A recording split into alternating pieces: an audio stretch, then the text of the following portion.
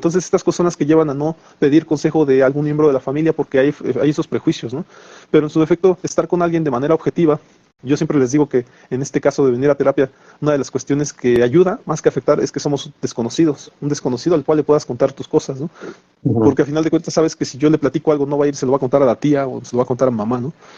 Entonces es ahí donde tenemos como que ese espacio para explayarnos, para poder abrirnos como personas.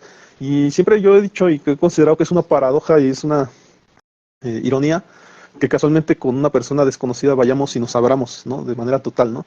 Porque efectivamente pues, parecería que la vida estaría al revés, porque se supondría que a quien más confianza le tenemos es con quien más tendríamos que platicar de nuestras cosas, pero no necesariamente esto es cierto, ¿no?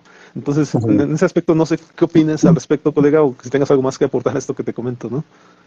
Sí, mira, yo creo que aquí lo que podemos definir o a lo mejor diferenciar sería precisamente la palabra o el concepto confianza, porque la gente con la que nos relacionamos diariamente, que puede ser la familia, los compañeros del trabajo, las amistades, los vecinos o quien sea, no necesariamente les tenemos confianza.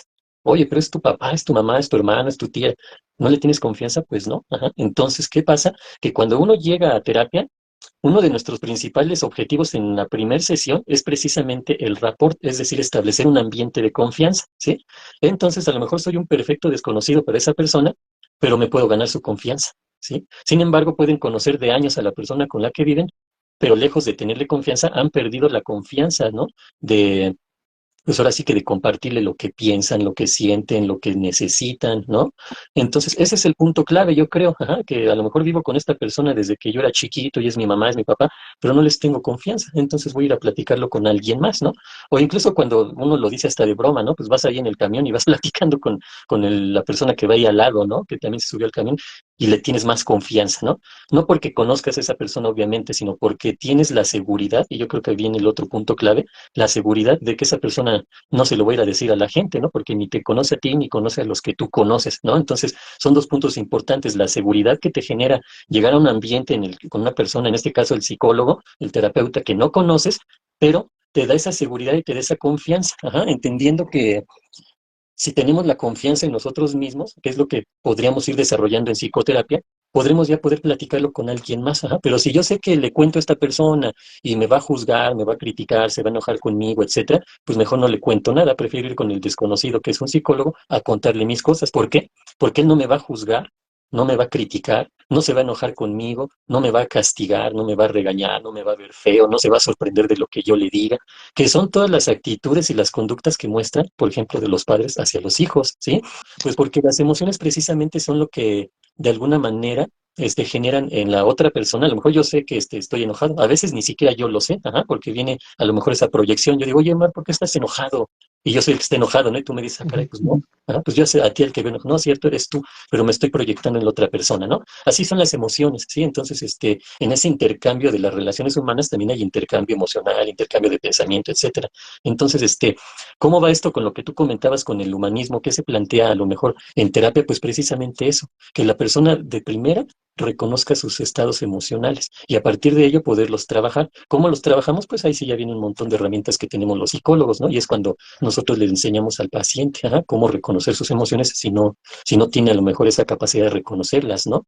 Y el que no tenga esa capacidad no significa que lo haga una persona incapaz o una persona incompetente, no, no necesariamente, sino a veces no sabemos cómo reconocer nuestras emociones porque como hemos platicado en los otros podcasts anteriores, que aprovecho para recomendarles que los vean también, hemos dicho eso que a veces no podemos definirlo porque queremos definirlo con una emoción o con una palabra, cuando a lo mejor estamos viviendo dos, tres, cuatro emociones al mismo tiempo y si le metemos la parte de los pensamientos y las ideas que también se están generando al respecto, pues se convierte en toda una situación quizá difícil de entender. Ajá. Entonces, cuando llego con el psicólogo, con ese completo desconocido, sé que no me va a juzgar, sé que no me va a criticar, sé que no va a estar en contra mía, sé que no va a interrumpirme o a decirme es que estás mal o cosas así, no. Llego con una persona que me va a entender, que me va a escuchar y que me va a ayudar. Y por eso, pues, le empiezo a tener confianza a ese desconocido, ajá, lejos de tenerle confianza a los que tengo en casa porque ya sé cómo van a actuar, ¿no? Y que a lo mejor en este momento podría caber un ejemplo que a mí me pasa o me pasó ya algunas ocasiones, que por ejemplo en el caso de las personas que salen del closet, ¿no? Y me ha tocado que efectivamente vengan a terapia a contarme a mí eso, ¿no? Y efectivamente entonces nosotros hacemos la función de al que sí le puedo contar, Porque allá Sí, en casa no, nadie sabe y demás, pero acá sí vienen y lo cuentan y parece como que hay una liberación, ¿no? Una liberación de decir eso, ¿no? Nosotros ostentamos a lo mejor un papel de al que le quisieran decir a su papá, pero no puede, entonces voy y se lo digo a este desconocido, ¿no? Y y lo casualmente hacen a también, manera, sí, lo hacen a manera como de confesión, ajá, como si fuera algo malo, ¿no? Y en ese sentido también, pues tenemos que escuchar. Adelante, Mar. ujú. No, a lo que voy es que también ocurre, o me ha ocurrido, que casualmente las veces que me lo han dicho, y creo que en ese aspecto sí puedo decir que en su totalidad quien me lo ha contado, bueno, no, parece que ya ha habido otros casos que no, pero quien me lo ha contado, después ya deja de venir a terapia. O sea, pareciera que esa fue la misión, venir a terapia para contar eso, y después ya no los vuelvo a ver. Ah, sí, definitivamente, ¿no? Jugamos un rol importante en ese sentido porque llegan ellos y como dices, hay veces que nada más llegan, externan algo que ya no podían contener, así como que llega una olla express y le abrimos la válvula, ¿no? Saca la presión y ya se va. Eh, no es lo recomendable, pero también aporta, ¿no? También ayuda. ¿Por qué? Pues porque si lo ponemos en este tipo de metáforas, bueno, si traigo un costalote lleno de piedras, pues nada más llego con el psicólogo a sacar unas cuantas, ya lo siento más ligero y ahora sí puedo seguir. El ideal sería que sacaran todo el costal, ¿no? Pero pues obviamente si lo sacan todo así, pues puede provocar un accidente, un derrumbe, ¿no? En cuestión de metáfora. Entonces, por eso la psicoterapia es todo un proceso, ¿no? Es paso a paso, ir conociendo primero. Al mismo tiempo que el paciente llega y empieza a adquirir esa confianza para expresarnos lo que piensa y lo que siente, nosotros obviamente nuestra principal labor a las primeras sesiones es conocer al paciente, ¿no? Precisamente para saber cómo podemos aportarle, ¿no? Una vez que se da todo esto, utilizamos pruebas psicológicas, utilizamos la plática, la pregunta, etcétera, ¿no?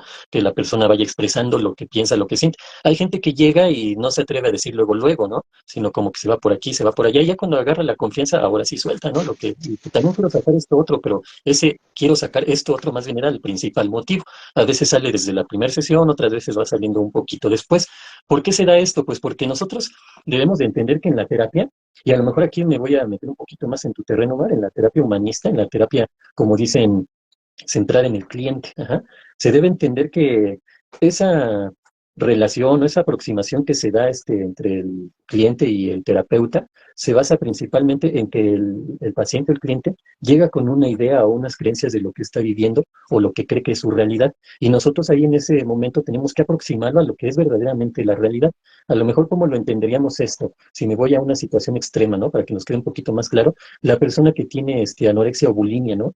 Es una persona que se ve en el espejo, y obviamente estamos hablando de un trastorno dismórfico de la personalidad, porque la persona no está ubicada en la realidad y se ve como una persona muy obesa o con mucho sobrepeso, cuando en realidad ella es un huesito, ella es muy delgada, ajá. Pero ella se sigue viendo con sobrepeso, etcétera, ¿no? Es que me sigo viendo así. Obviamente hay un trastorno muy severo, pero aquí la situación es como que nosotros tenemos que hacerle ver lo que verdaderamente está sucediendo en la realidad, que ella es una persona muy delgada, ¿no? Entonces, esa sería nuestra labor con el paciente o el cliente que llega, ¿no? Aproximarlo a su realidad, porque llegan con muchas ideas irracionales, así lo diría Albert Ellis, ¿no? Estas ideas irracionales de lo que creo debo de ser para los demás o lo que creo que soy, aunque no necesariamente lo sea, ¿no? Hay veces que le decimos, oye, tienes mucha capacidad, eres bien inteligente. Yo inteligente, no lo creo, ajá. Cuando sí es cierto, tienen esas capacidades, ¿no? Entonces, ¿qué hacemos nosotros? Pues que hagan mayor autoconciencia, ¿no? Es decir, que hagan conciencia de sí mismos, que tengan ese autoconocimiento, que aprendan a conocerse verdaderamente, y esto pues en automático da esa autoaceptación, esa autoconfianza, ¿no? Tenemos que ir desbloqueando esas actitudes, esos pensamientos que están a la defensiva, ¿no? En esas personas, ir trabajando su inseguridad, su desconfianza, ¿no?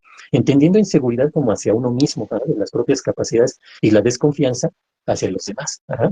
Digamos que esa es la diferencia, ¿no? Entre la inseguridad es como de hacia uno mismo y la desconfianza es hacia los demás. O trabajar las culpas, etcétera, ¿no? Eso es lo que trabajamos en terapia y pues ese es nuestro aporte, lo que nosotros podemos dar. Ajá. Tenemos las herramientas.